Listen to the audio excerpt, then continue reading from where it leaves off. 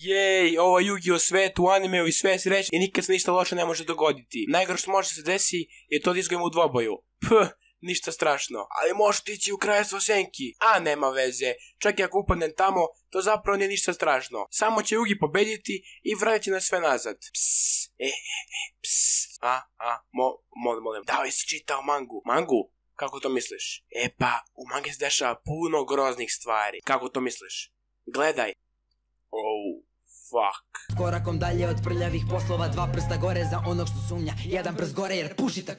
Ja sam ovdje rap gang Naruto, planeta vi ste mi Pluto, magla pada pa vidiš mutno, Naruto. Ja sam ovdje rap gang Naruto, planeta vi ste mi Pluto. I pozdrav ljudi, sa vama je Rao, završimo novi klip. Prije što počnem sa klipom, želim sada pozdravim ovdje ovdje koji su zapratili na Instagramu, kao i ovo ljudi ovdje koji su pisali neki komentar sa hashtagom Timbrale. Ako vi želite pozdrav, samo radite ove korake. Svi sigurno znate za dobri i stari Yu-Gi-Oh anime, a da li ste nekada čitali mangu? Da, manga je zapravo poprilično mračna i sad ću vam predstaviti 5 mračnih momenta u Yu-Gi-Oh koji su izbačeni iz animea. Seto Kaiba je napravio zabavni park da ubije Yugija. Nakon što Yugi natera Kaibu da halucinira svoju vlastitu smrt beskonačno puta. Da, čak i to Yugi je radio. Kaiba je nevjerojatno besan na Yugija i odlučio da dizajnira zabavni park pod nazivom Dead Tea, gdje planira da ubije Yugija i njegove prijatelje u jednoj izuzetnoj okrutnoj igri. U jednom igri primorava Yugi i njegove prijatelje da idu kroz ukutu kuću dok nose šlemove koje će ih drvnuti strujom do smrti ukoliko napravi najmanji zvuk.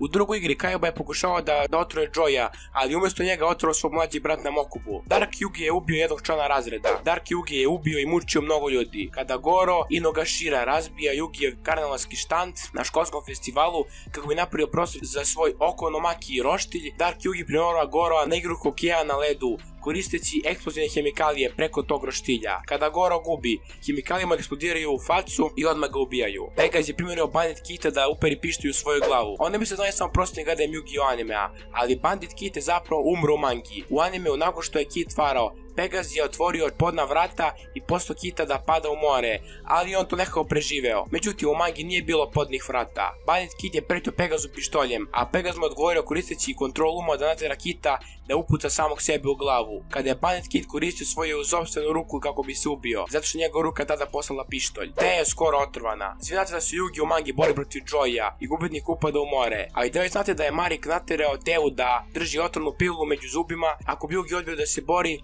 onda bi to odmah progutala. Bakura je ubio Pegaza tako što mu je silom uzeo oko. U mangi Pegaz je umro na veoma frustrirajući način. Bakura mu je strgnuo oko iz njegove glave i Pegaz je odmah umro. To je zaista jedno najjezivih smrti u mangi. I to bi od bio od klipa, nas ste uživali. Ako ste uživali, ostavite like, subscribe, kako je postali član našeg lokalnog. To bi od ljudi.